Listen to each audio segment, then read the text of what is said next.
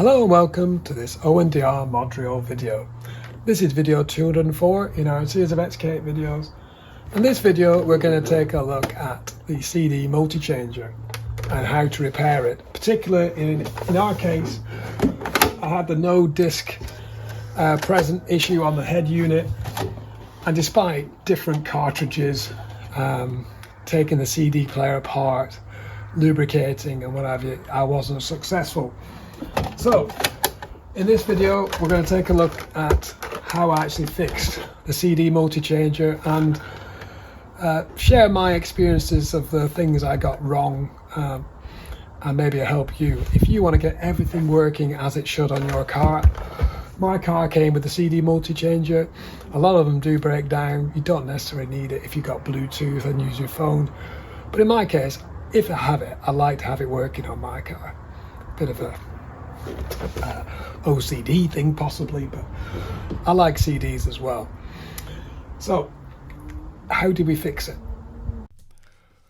So as always, you're going to need some tools. These are the tools you're going to need for removal of the CD changer unit. You're going to need a cross screwdriver, 7mm socket, 10mm socket, a ratchet and an extension. I'll split this video down into several options or chapters as per usual. First of all, we'll look at all the options available to you.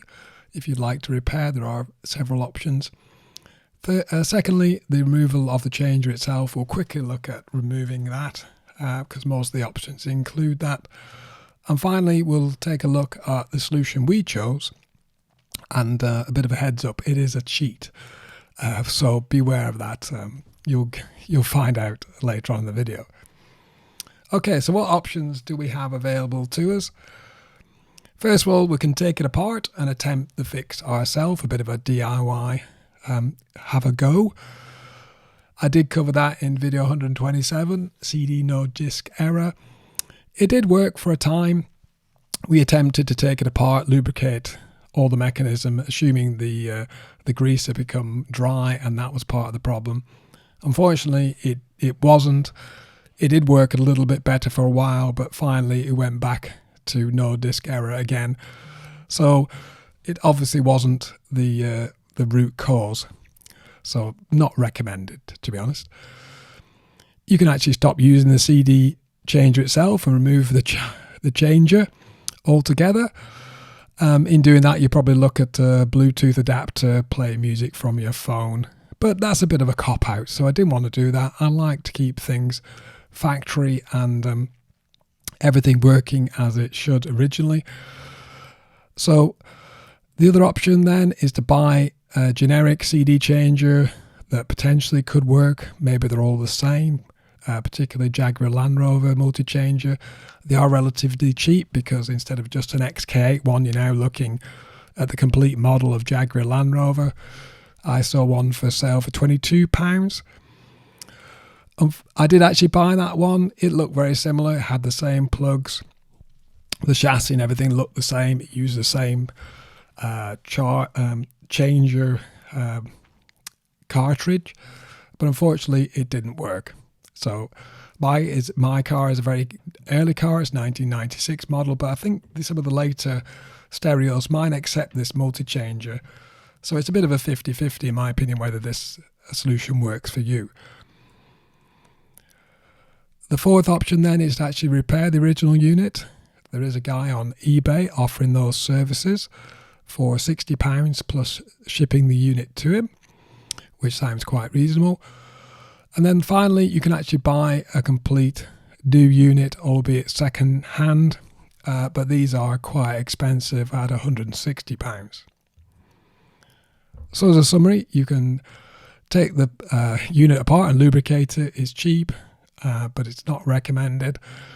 You could use a Bluetooth cassette and basically forget the CD changer altogether. That's a bit nasty in my opinion, and you need to keep the car working as it used to. Thirdly, you can look at Alpine CD changer, see if it'll work, a bit of a random swap out.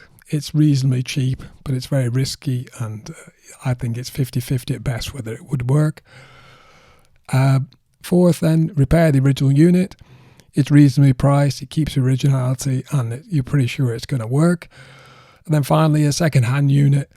It's a very expensive solution to replace the unit altogether, and to be honest, you might be swapping out one old unit for another, and there's no guarantee that unit will work, or possibly might break down very shortly after you've got it in your car. Okay, then all those options involve removing the changer. So let's have a quick look at how we removed ours. You need to remove the battery cover to release the side trim. To do that, you need to grip the front cover and lift by the bumper there. The battery cover is actually just held down by the weight of itself and gravity. There's no clips or anything, so it should lift straight up and out. Be careful because it's quite heavy. You need to then cover the battery to avoid any shorts, particularly when you're removing the CD changer itself. So I did that with an old t-shirt, or you can do it with a bit of board or something. Cover the battery.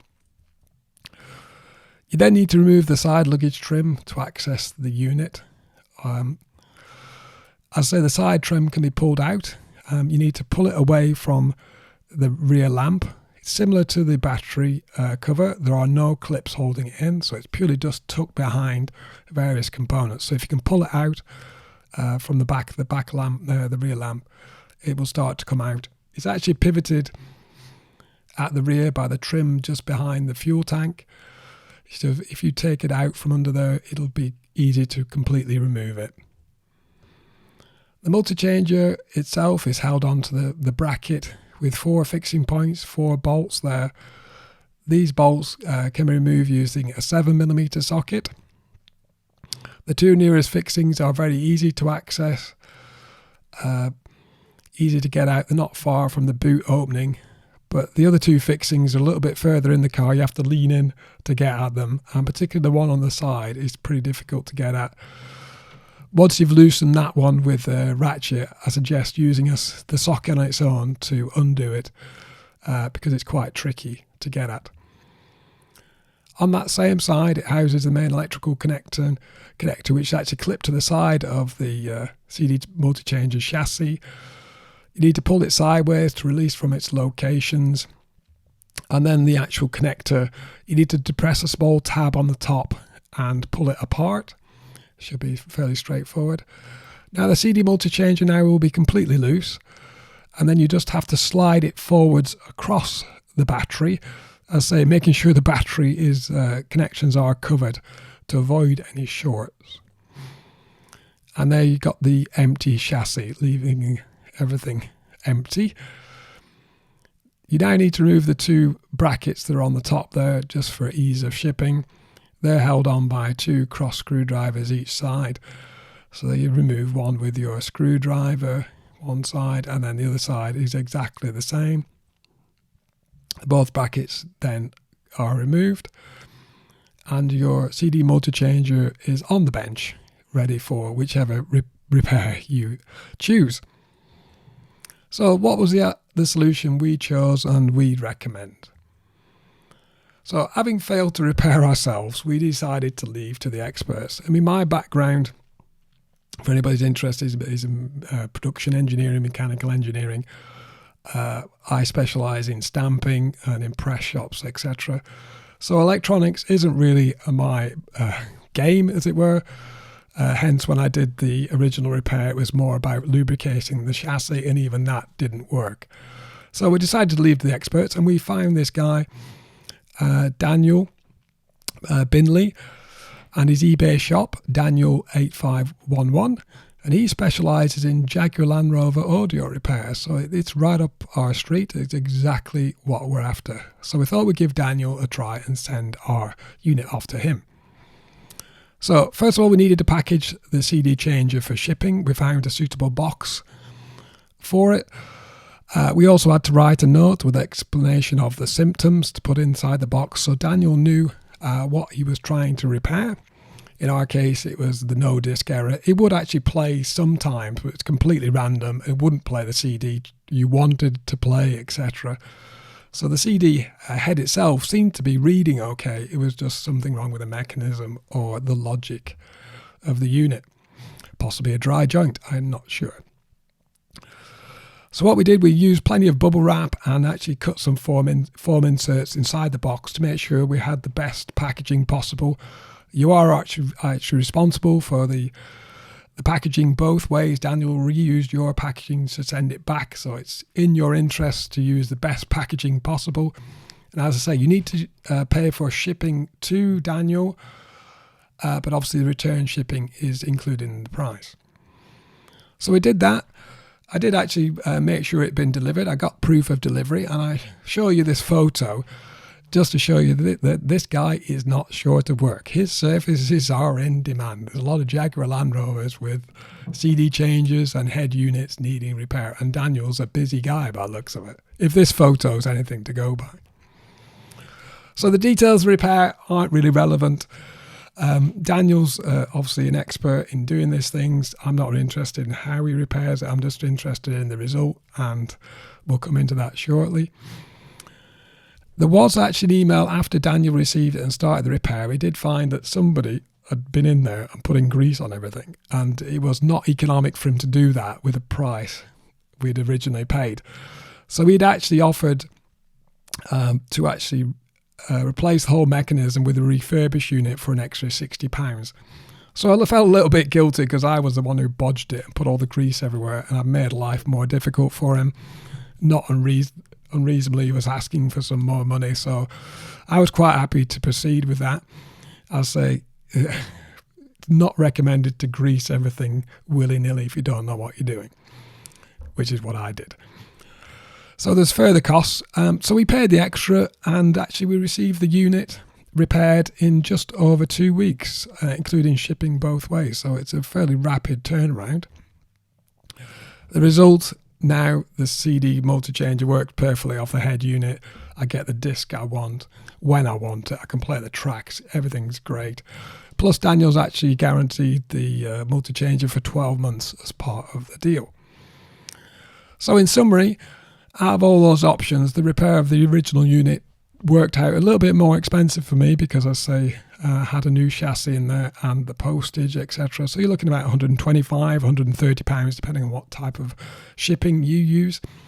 But it's still a lot cheaper than buying a second-hand unit and having no idea whether that would work, and possibly having to repair that at a later date anyway. So thanks very much to Daniel Bindley and his eBay shop, Daniel8511.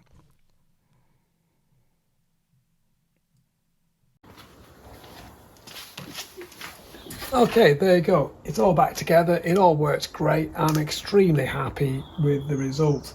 And hopefully it'll give us lots of good service without any breakdowns, possibly for another 20 years. Little bit of a cheat, but there's some things you've got to leave to the experts. Thank you very much for watching. Please like, comment, share and subscribe for more XK videos.